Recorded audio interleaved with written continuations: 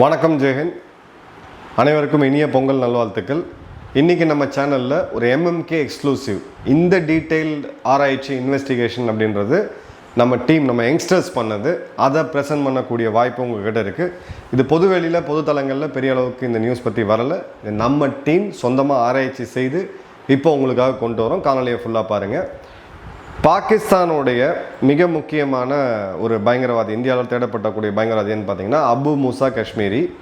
இவன் இப்போ சமீபத்தில் ஒரு இடத்துல வந்து பேசியிருக்கான். இவன் எங்கே பேசினா அப்படின்ற அந்த லொக்கேஷனோட டீட்டெயிலுமே நம்ம டீம் எடுத்திருக்காங்க. இது எங்கே அப்படின்னு பார்த்தீங்கன்னா தத்ரி நோத் அப்படின்ற ஒரு இடம், ஹஜிராத் தெஹ்சில், ராவல்கோட், பூஞ்ச் மாவட்டம், பிஓஜேக்கு. ஜம்மு காஷ்மீரில் இருக்கக்கூடிய, பாகிஸ்தான் ஆக்கிரமிப்பு ஜம்மு காஷ்மீரில் இருக்கக்கூடிய பூஞ்ச் மாவட்டத்தில் இருக்கக்கூடிய தத்ரி நோட் அப்படின்ற ஒரு ஏரியா, அந்த இடத்துல தான் இவன் பேசியிருக்கான். இது எப்படி ரிசர்ச் பண்ணி எடுக்கிறாங்க அந்த டீட்டெயில்குள்ள நான் போக விரும்பலை. பட் கிளியர் கட்டாக இந்த இடத்துல இருந்து தான் பேசினான்னு சொல்லி அக்யூரேட்டான ஜியோ லொக்கேஷனும் நம்மக்கிட்ட இருக்குது. இது பார்த்தீங்க அப்படின்னா நம்மளுடைய லைன் ஆஃப் கண்ட்ரோல், நான் அந்த பகுதியில் இருந்திருக்கேன் 2004. பூஞ்சிலேருந்து நம்ம லைன் ஆஃப் கண்ட்ரோலை க்ராஸ் பண்ணி அந்த பக்கம் போனோம்னா வெறும் ஒரு 5 கிலோமீட்டர் தொலைவில் இருக்கக்கூடிய ஒரு இடம். ஸோ இந்த இடத்துல அவன் பேசுகிறான் அப்படின்ற போது அங்கே வேறு சில பயங்கரவாதிகளும் இருந்திருக்கிறாங்கன்றது நம்ம சொல்லி தான் தெரியணும்னு அவசியம் இல்லை. அடுத்தது பார்த்தீங்க அப்படின்னா ஒரு டெரர் கமாண்ட் ஸ்ட்ரக்சர் ஃபார்வேர்டு ஏரியாவில் இருக்குது. இவங்க பின்வாங்கி போனாங்க ஆப்ரேஷன் செந்தூர் அப்போ. இப்போ மீண்டும் முன்னாடி வந்து எல்லை பகுதிகளில் லைன் ஆஃப் கண்ட்ரோலில் அவங்க இருக்கிறாங்க அப்படின்றது தெரியுது. ஸோ இந்த இடத்துல இருக்கிறாங்கன்னா இங்கே வந்து தங்கி ரொம்ப நாள் நெடுநாளில் இருக்க மாட்டாங்க. ஊடுருவறதுக்கு சில நாட்களுக்கு முன்னாடி, இந்தியாவுக்குள்ளே ஊடுருவி ஏதாவது ஒரு பயங்கரவாத செயலை செய்கிறதுக்கு சில நாட்கள் முன்னாடி டெம்பரவரியாக இருக்கக்கூடிய ஒரு ஸ்பேஸ். அப்போ இவன் வந்து இங்கே பேசுகிறான்னா இது ஒரு மோட்டிவேஷனல் ஸ்பீச்சாகவும் நம்ம எடுத்துக்கலாம். இல்லை என்ன இந்தியாவுக்குள்ளே போய் என்ன எதை டார்கெட் பண்ணணும், யாரை கொல்லணும் பயங்கரவாத செயல்களால் அப்படின்ற ஒரு ஆப்ரேஷனல் ப்ரீஃபிங்காகவும் இருக்கலாம். பட் பேட்டர்ன் நம்ம பார்த்தோம் அப்படின்னா நான் ராணுவ டைம் காலத்தில் இருந்ததை விட எப்பப்பெல்லாம் அந்த பேஸுக்கு வராங்களோ அடுத்த ஒரு சில நாட்களுக்குள்ளவே அவங்க இன்ஃபில்ட்ரேட் பண்ணுவாங்க. ஸோ ஒரு கன்சிடரபிள் அமௌண்ட் ஆஃப் பயங்கரவாதிகள், ஒரு கணிசமான பேர், ஒரு 20-30 பேர் ஊடுவரத்துக்கு ரெடியாக இருக்கிறாங்க அப்படின்றது தெரியுது. இப்போ இந்த கான்ஃபரன்ஸுக்கு பேர் என்ன அப்படின்னு பார்த்தீங்கன்னா குரானிக்கு புக்கர் அப்படின்னு சொல்லிட்டு, இது ஒரு கான்ஃபரன்ஸ்னு இவங்க சொன்னாலும் ரொம்ப தெளிவாக இது பயங்கரவாதிகளுக்கு எக்ஸ்க்ளூசிவாக இவன் அபு மூசா காஷ்மீரி பண்ண ஒரு அட்ரஸ் அப்படின்றத பார்க்குறோம். இது லஷ்கர் இ தொய்பா மற்றும் ஜேக்யூஎம் பற்றி நான் டீட்டெயில் பேச விரும்பலை, அது அவங்கள வச்சுக்கிட்ட பேர். பேசிக்கலாக இது லஷ்கர் இ தொய்பாவுடைய ஒரு குரூப், இது அவங்க தான் அட்டன் பண்ணியிருக்காங்க. இப்போ யார் யார் அட்டன் பண்ணுறாங்க அப்படின்னு பார்த்தீங்கன்னா அங்கே இருக்கக்கூடிய பயங்கரவாதிகள், புதுசாக பயிற்சி எடுத்துகிட்டு வந்திருக்கக்கூடிய பயங்கரவாதிகள், லோக்கலில் இருக்கக்கூடிய அரசியல்வாதிகள், அப்புறம் பார்த்தீங்கன்னா அங்கே இருக்கக்கூடிய பொதுமக்கள். ஸோ எல்லாருமே சேர்ந்து தான் இதில் பார்ட்டிசிபேட் பண்ணுறாங்க. ஸோ இந்த ஐஎம் சாரி பாகிஸ்தான் ஆட்களுக்கு பார்த்தீங்கன்னா புரிதல் கொஞ்சம் கம்மியாக இருக்குது. இராணுவம் வேறு, பயங்கரவாதிகள் வேறு, கிரிக்கெட் வேறு, இயல் இசை நாடகம் வேறு, இந்த கதையெல்லாம் கிடையாது. எல்லாருமே அவங்க ஒன்றா தான் உட்காந்துருக்காங்க. இப்போது இங்கே அவன் என்ன பேசுனா அப்படின்றத, அவன் ஹிந்தியில் பேசுனதை நம்ம சொல்லிட்டு அதுக்கப்புறம் ஒரு மீனிங் பார்ப்போம். நேரடி எச்சரிக்கை இந்தியாவுக்கு அப்படின்னு பார்த்தீங்கன்னா ये भीख मांगने से नहीं मिलेगा, हिंदुओं को गर्दन के काटने से आगे आज़ादी मिलेगा. போய் பிச்சை எடுத்துகிட்டு இருந்தால் காஷ்மீர் வந்து கிடைக்காது நம்மளுக்கு, ஹிந்துக்களுடைய கழுத்தறுத்து போட்டால் தான் காஷ்மீர் நமக்கு கிடைக்கும். கிளியர் கட்டாக ஒரு இன்சைட்மெண்ட்டான ஸ்பீச்சு, பயங்கரவாத செயலை நியாயப்படுத்துறதுக்கான ஒரு ப்ரீகர்சர்.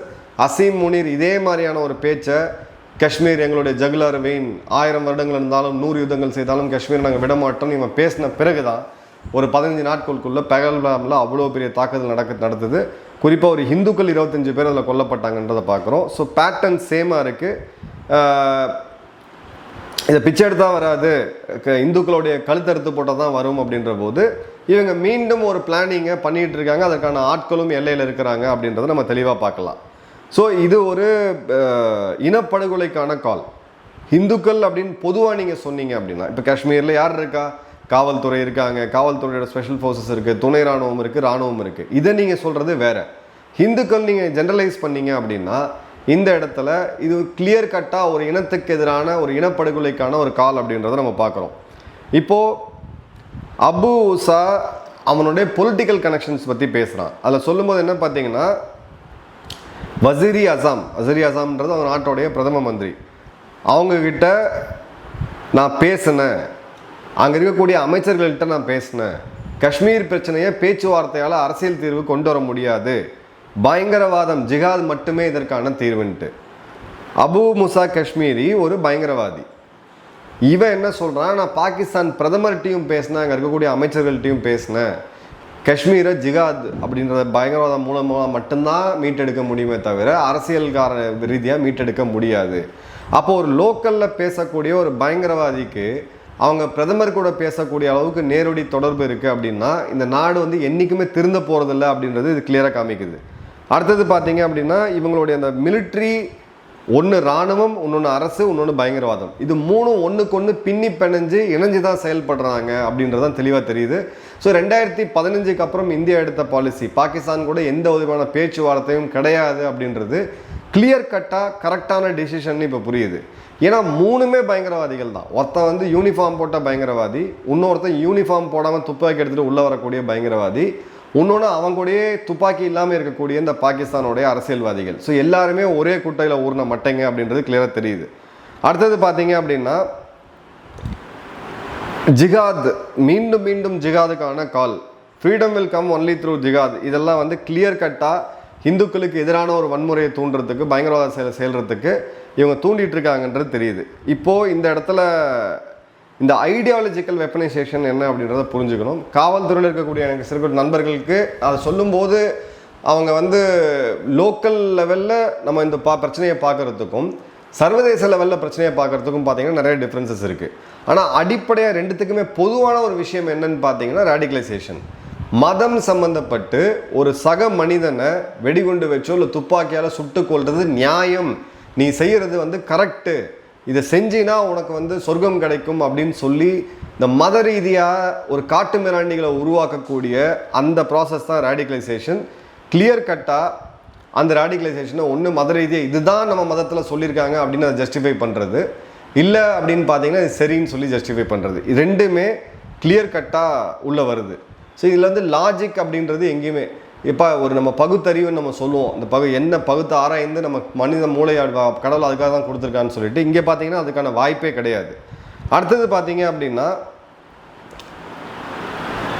ரெண்டு விதமாக மத ரீதியாகவும் நீங்கள் இந்துக்களை எதிர்த்து ஃபைட் பண்ணணும், அதே மாதிரி காஷ்மீர் விடுதலைக்காகவும் ஃபைட் பண்ணணுன்றது பொலிட்டிக்கல் ரீசனும் வருது, ரிலீஜியஸ் ரீசனுமே வருது. இதை தான் இவங்க மீண்டும் மீண்டும் பாகிஸ்தான் வந்து பயன்படுத்தியிருக்காங்க. அதே மாதிரி பார்த்தீங்க அப்படின்னா இவங்களுடைய லோக்கல் பொலிட்டிக்கல் மூமெண்ட்டில் இந்த லோக்கல் பொலிட்டீஷியன்ஸ் அங்கே இருக்கக்கூடிய பொதுமக்கள் உள்ளே வரும்பொழுது இந்த பயங்கரவாதிகள் அந்த பொதுமக்கள் வீட்டில் தங்கி அதன் பிறகு இந்தியாவுக்குள்ளே ஊடுருவறதுக்கு இந்த பொதுமக்களுடைய சப்போர்ட்டோடு உள்ளே வரத்துக்கான எல்லா விதமான ஜஸ்டிஃபிகேஷனையும் அவங்க பண்ணிடுறாங்க. ஸோ அங்கே இருக்கக்கூடிய தஹசில்தாராக இருக்கட்டும், லோக்கலில் இருக்கக்கூடிய ஆட்களாக இருக்கட்டும், இல்லை விஓவாக இருக்கட்டும், எல்லாருமே இந்த கான்ஃபரன்ஸ் அட்டன் பண்ணவங்க, இந்த மீட்டிங் அட்டன் பண்ண எல்லாருமே இவன் நம்ம பண்ணுறது கரெக்டு தான் அப்படின்னு சொல்லி அவங்களும் மூளை சிலை வந்து செய்யப்படுறாங்க. ஸோ எந்த மிஷினரி எல்லாத்தையுமே ஒன்றா சேர்த்து ஒர்க் பண்ணக்கூடிய ஒரு யுக்தியை தான் இவங்க பயன்படுத்துகிறாங்க அப்படின்றது தெரியுது. இப்போது ஏப்ரல் 18 இதே அபு மூசா இதே மாதிரியான ஒரு படுமோசமான ஸ்பீச்சை இந்தியாவுக்கு எதிராக இந்துக்களுக்கு எதிராக கொடுக்குறான். அதன் பிறகு ஏப்ரல் 22 பல்காம் தாக்குதல் அப்படின்றது நடக்குது. 4 நாளுக்குள்ளே 18 அவன் பேசுகிறான், அதன் பிறகு 22 இந்த சம்பவம் நடக்குது. அதே மாதிரி ஜனவரி 14 பார்த்தீங்க அப்படின்னா அபு மூசா இதே மாதிரியான ஒரு வார்த்தையை வந்து பேசியிருக்கிறான். ஸோ இது ஒரு 4 to 6 நாள் 8 நாள் அப்படி ஜனவரி 14 அப்படின்ற போது நம்மளுடைய குடியரசு தினமான ஜனவரி 26 ரொம்ப தூரத்தில் இல்லை. ஸோ இவங்க ஏதோ ஒரு பிளான் பண்ணிகிட்டு இருக்காங்க அப்படின்ற இது நமக்கே ஓப்பன் சோர்ஸ்லேருந்து இன்டெலிஜென்ஸ் எடுக்கும்போது தெரிகின்ற போது நம்மளுடைய இன்டெலிஜென்ஸ் ஏஜென்சி, செக்யூரிட்டி ஏஜென்சிஸ் கண்டிப்பாக தெரிஞ்சிருக்கும். பட் ஒரு டீட்டெயில் ரிப்போர்ட் பார்க்கும்போது தெளிவாக தெரியுது. ஸோ இந்த ரிப்போர்ட் படி எடுத்தோம் அப்படின்னா இந்த 16, 20, 26க்குள்ளே இவங்க வந்து ஏதாவது ஒரு விஷயத்த அந்த பகுதிகளில் செய்கிறதுக்கான வாய்ப்பு நிச்சயமாக இருக்குது. Intelligence report is always about possibilities. Intelligence is always about possibilities. அப்போ அந்த பாசிபிலிட்டி இருக்கா, நடக்குமா நடக்காதுன்றது எந்த இன்டெலிஜென்ஸுமே உறுதியாக சொல்ல முடியாது. ஆனால் நடக்கக்கூடிய வாய்ப்பு எங்கெங்கே இருக்குன்றது சொல்ல முடியும். அதுதான் இப்போ நம்ம டீம் எடுத்து சொல்லியிருக்காங்க. இப்போது டூரிஸ்ட் டெஸ்டினேஷனோ இல்லை மீண்டும் இவங்க வந்து எந்த இடத்துல ஏன்னா இப்போ வின்டர் டூரிசம் அப்படின்றது எல்லாரும் மக்களும் போக மாட்டாங்க. என்னுடைய நண்பர்களே பல பேர் நீங்கள் எனக்கு ஃபோன் பண்ணி கேட்கும்போது இந்த டைமில் காஷ்மீர் நான் வேணான்னு தான் சொல்லுவேன். ஏன்னா குளிர் ரொம்ப அதிகமாக இருக்கும், நீங்கள் அந்த எல்லாராலையும் அந்த குளிர் எடுத்துக்க முடியாது. பட் குளிருக்குனே சில ஸ்போர்ட்ஸ் இருக்குது, அதுக்கு என்ஜாய் பண்ணுறதுக்குலாம் போவாங்க. ஸோ சம்திங் இவங்க ஏதோ பிளான் பண்ணுறாங்க அப்படின்றது தான் நம்ம டீமில் இருக்கக்கூடிய அந்த குறிப்பிட்ட ரிப்போர்ட் வந்து நமக்கு வந்து தெரியுது. இப்போது பாகிஸ்தான் அவங்க இராணுவத்துக்குள்ள பிரச்சனைகள் வந்துகிட்டு இருக்கு, இம்ரான்கானுக்கு ஆதரவு பெருகுது, இராணுவம் அவங்க மக்கள் அவங்க இருக்கக்கூடிய ஜென்ஜிஸ் அவங்க அரசாங்கம் மேலே அந்த பாகிஸ்தான் இராணுவத்தின் மேலே நம்பிக்கை இழந்துட்டாங்க, பொருளாதாரம் பெரிய அளவுக்கு சீர்படலை, இவங்களுடைய கொள்கை ஆப்ரேஷன் சிந்தூரில் கட்டமைச்ச போய் நாங்கள் ஜெயிச்சிட்டோன்னு சொல்லி வெற்றி பெற்றோன்னு சொல்லி போர் முழக்கம் விட்டது, இது எல்லாம் இன்னைக்கு தவிடுபொடி ஆகுது, எல்லா இடத்துலையுமே ஒன்று ஒன்றா பிரேக் ஆகிட்டு இருக்கு. ஸோ இந்த சமயத்தில் இந்த நாட்டை மீண்டும் ஒன்றா வைக்கணும் அப்படின்ற போது காஷ்மீர் இந்தியா இந்துக்கள் இந்த தாக்குதலை இவங்க மீண்டும் செய்கிறதுக்கான பேட்டர்ன் 1990கள்லேருந்து நம்ம பார்த்துட்டு இருக்கோம். ஸோ அந்த பேட்டர்ன் இந்த முறை மீண்டும் இவங்க ஏதாவது செய்யணும்னு நினச்சாங்கன்னா, இந்த முறை பயங்கரவாதிகள் கேம்ப்பு கிடையாது, இந்த பயங்கரவாதிகளுக்கு பின்னாடி இருக்கக்கூடிய ஐஎஸ்ஐயோடைய தளபதியாக இருக்கக்கூடிய DGISI, அவனுக்கு மேலே இருக்கக்கூடிய அசீம் முனீர்லேருந்து யாரையும் இந்தியா விட்டு வைக்கக்கூடாது. அமெரிக்காவை காப்பாற்றுறதுக்கு, அமெரிக்காவுடைய மக்களை போதைப் பொருள்லேருந்து காப்பாற்றுறதுக்கு ட்ரம்ப் தன்னுடைய படைப்பிரிவை அனுப்பிச்சு வெனிசுலாவுடைய அதிபரை தூக்கிட்டு வந்து அங்கே ட்ரையல் கோர்ட்டில் நிறுத்தி வச்சோம்னா அந்த அளவுக்கான ஸ்பெஷல் ஃபோர்ஸஸ் படைப்பிரிவு நம்மகிட்ட இருக்குது, இராணுவ வலிமையும் நம்மகிட்ட இருக்குது. இந்த இடத்துல பயன்படுத்தி ஆகணும். உலகத்துக்கு இந்த மெசேஜை நம்ம கண்டிப்பாக சொல்லணும். இவனுங்களில் பாகிஸ்தானில் இருக்கக்கூடிய பஞ்சாபிகள், குறிப்பாக அங்கே இருக்கக்கூடிய அந்த இராணுவத்தில் இருக்கக்கூடியவங்க, அவங்களுக்கும் அவங்க ஃபேமிலியும் சேஃபாக இருக்கிற வரைக்கும் கீழே இருக்கக்கூடிய இந்த ஆட்களை வச்சு இந்த வேலையை அவங்க செஞ்சுட்டு தான் இருப்பாங்க. என்ன நடக்குதுன்ற இன்னொரு டீட்டெயில் வீடியோவில் பார்ப்போம். இந்த மாதிரி ஸ்பெஷல் இன்டெலிஜென்ஸ் பேஸ்ட் ரிப்போர்ட் உங்களுக்கு வேணும்னு நினச்சிங்கன்னா நீங்கள் கமெண்ட் பதிவிடுங்க. கண்டிப்பாக இந்த வீடியோவுக்கு கொஞ்சம் வந்து நீங்கள் ப்ரொமோட் பண்ணுங்கள். ஏன்னா அப்போ தான் அந்த டீம் பார்த்தா அவங்களுக்கு ஒரு சந்தோஷமாக இருக்கும். நன்றி, வணக்கம், ஜெய்.